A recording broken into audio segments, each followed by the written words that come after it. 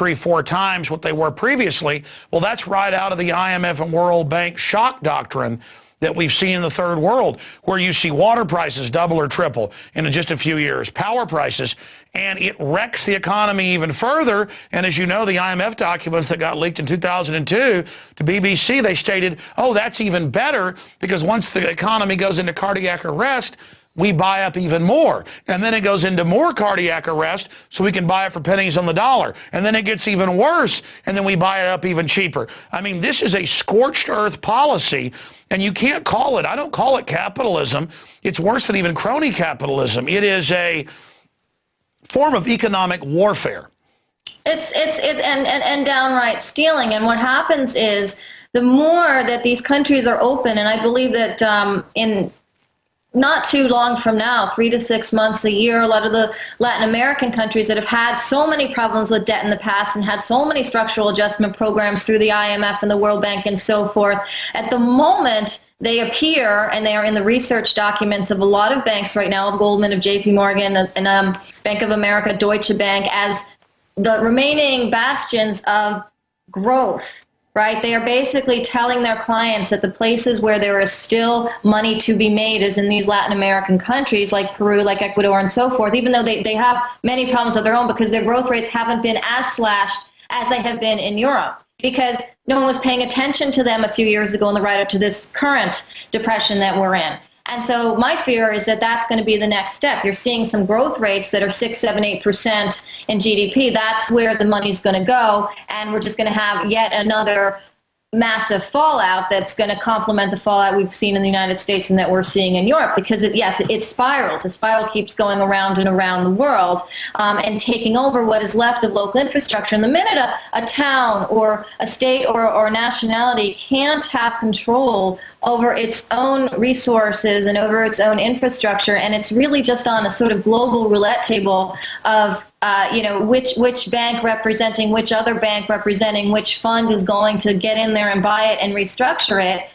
It's a downward spiral, and that's what we're in now. We're in a quicker spiral now because there's just no juice in the tank. This is all being run on subsidized funding from the governments. And so not only has these issues of lending, seeing a country go down the tanks, going after their assets happened before, we've seen it before, but now it's being done with far more government subsidization. And so that just makes it a much more dangerous and a quicker unraveling of We're showing a video on screen put out by the World Economic Forum, their official site, where they talk about failure in global governance and how more global government's the answer. And they always act like it's somebody else's mismanagement that's done this, but it is these very groups that are managing things.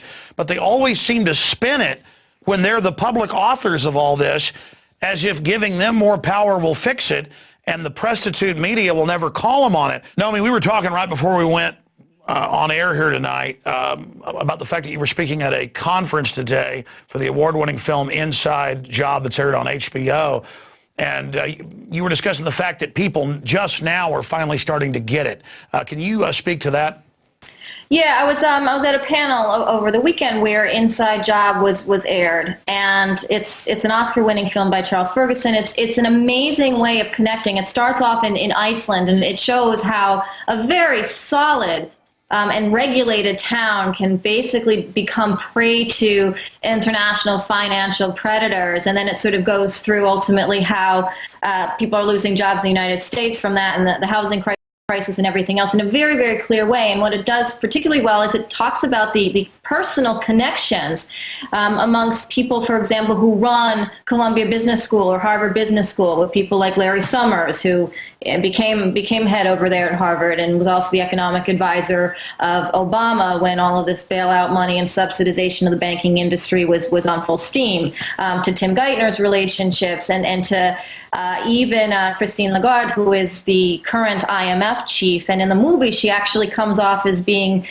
pro-people in a way, but now she's head of the IMF and is trying to extract austerity measures, which is interesting. I pointed that out after the film. Of course, that the film had been made before she achieved that position. But it really just shows the interconnectivity of these people. And literally people walking away from the interviews with Charles Ferguson because they don't want to answer questions. It shows such an angering lack of accountability. And of course, the big guys, Tim Geithner, Hank Paulson, Larry Summers, none of these guys even agreed to be interviewed. So the people who were interviewed were sort of like the second tier people, and even they were getting angry with questions like, well, don't you think you screwed up? Don't you think that what happened was wrong? Aren't you concerned that Columbia University is writing papers that talk about how great derivatives are when we know that Warren Buffett is saying that derivatives are weapons of mass destruction, and getting these non-answers from people. And I just, the audience there that night was just wringing their fingers and scratching their heads and saying, how we didn't even know this was going on. Like, how can that be? And I said afterwards, I hate to tell you, but it's gotten worse since that film came out, which was only a year and a half ago.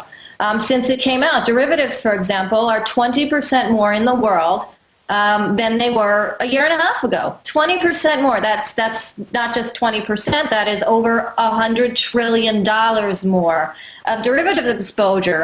The top 4 banks in this country controlled 95% of the derivative exposure of this country, up 20%. So nothing has changed. It's only gotten worse. And people in the audience were just literally like, we had no idea. There were reporters in there that didn't even know the 20% number. They were like, you're kidding me. Like we just heard Obama say that all this stuff is contained. And I said, well, for what that's worth.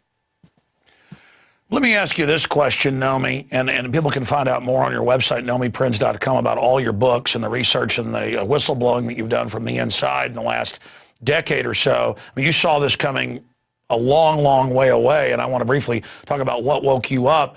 But I have noticed a different tone from the Davos crowd. I mean, last year they're like, we need 100 trillion more to save you.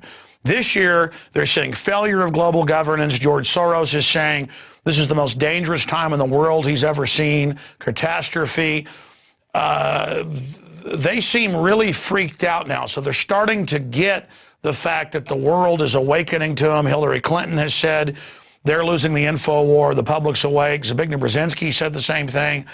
I mean, I'm not hyping it when I say I talk to the public. I do a lot of radio interviews myself, TV and stuff. I've never seen people waking up like they are now. So what do you think we'll see a year from now at the next Davos? How is the world going to change now? And how do you see the establishment trying to curtail this awakening? Because I see it as them hitting the tap out button or the panic switch when they start admitting they want internet censorship.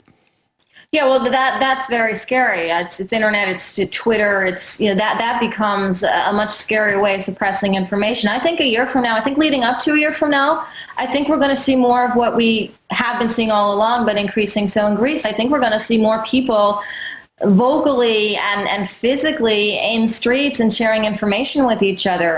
One thing I said the other night when someone in the audience said, well, okay, this is all great in theory. You're saying we shouldn't have derivatives, we should have this, we should have that, but what do we really do? And I'm like, well, what you can do is what some people are doing. First of all, you can be here. And second of all, you can tell people what you're hearing. You can listen to sources of information. You can choose what sources you wish to agree with or that you believe or that you're connected to. But you have to, it's kind of incumbent on all of the world's population to continue to spread the message out. And I think with the internet, while we still have it, it's a way to get that information out quickly. Look, it's technology that has increased this degradation of the world economy because it's made trading and derivatives and flowing capital throughout the world so much quicker than ever before, and it will continue to be even more quicker. And it's the banks themselves that really own the exchanges and own the technology platforms for trading. So all of that has manifested in a faster devolution of the global economy. And I think we need to be equally vigilant of that. And I think the more people that know, the more people will know. And I think that we can accelerate that. You've been talking about it for years. When I wrote Other People's Money and said that credit derivatives, which at the time were like, a $500 billion market, and now they're a $16 trillion market, part of the larger $700 trillion total derivatives market. I said these things are going to be a problem. They're completely vacant of transparency and support, and they're an not safe, and nobody listened. I think now at least we're talking about it, which is important. I don't think the people in Davos truly understand finance. I really, really don't. I think they're scared.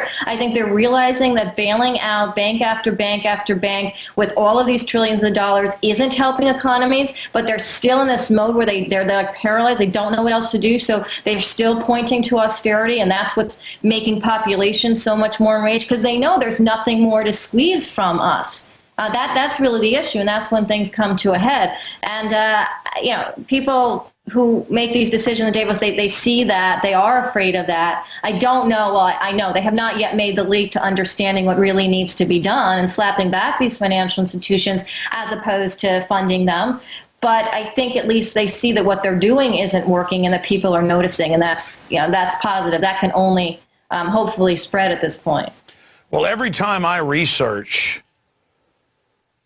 an issue, it always goes back to a handful of brokerage firms and big investment banks.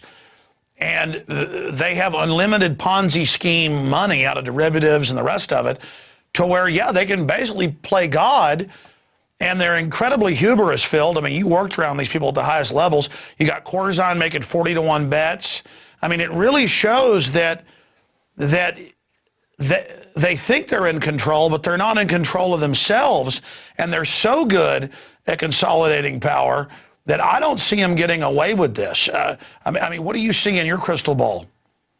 Well, I think they definitely feel invincible, and they have been invincible. They've been proven to be invincible. Even a John Corzine, who's crashed a company, stolen people's money, can sit there and lie in front of Congress and doesn't feel he's going to be touched, and may not be touched. But the problem is that there's gonna be a point at which there simply isn't enough money to plug into this hole. And what the bankers are doing, certainly the larger ones like Jamie Dimon and so forth, he's trying to contain the problems. He's saying, yeah, Greece may default. I get it. Greece is its own problem. We don't have that much exposure to Greece. Yeah, that's okay. And he's trying to really segment pieces of this problem off and act like they're not part of a larger set of risks that his bank and other banks perpetuate.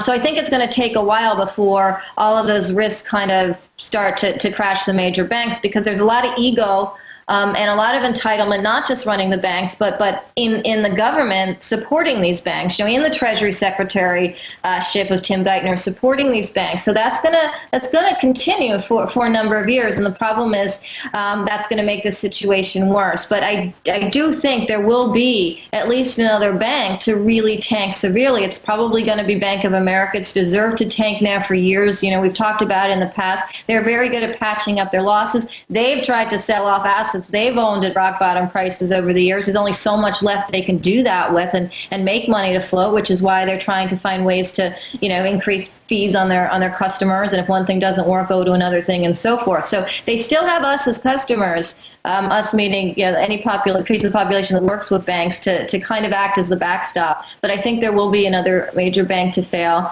And I think that this derivatives problem is going to only get bigger. I believe, though, it's going to go through China, go through Latin America before it's like a massive explosion. I think all of this is kind of a slow burn. It's like that little, I don't know what it's called, but the spark plug or something that's attached to the bomb, and you see it, it's sort of burning until it gets there. And I kind of think we're in that burning state. Is there a big explosion point, or does it just continue the slow decline? Well, that's what I think. 1 year is of a slow decline. It's interesting. I just read a book called Zombie Banks, which is written by a fellow named Yalman Onaram, and he talks about how the sort of governments have been funding these zombie banks that really are the living dead. They basically eat human financial flesh, right? And that's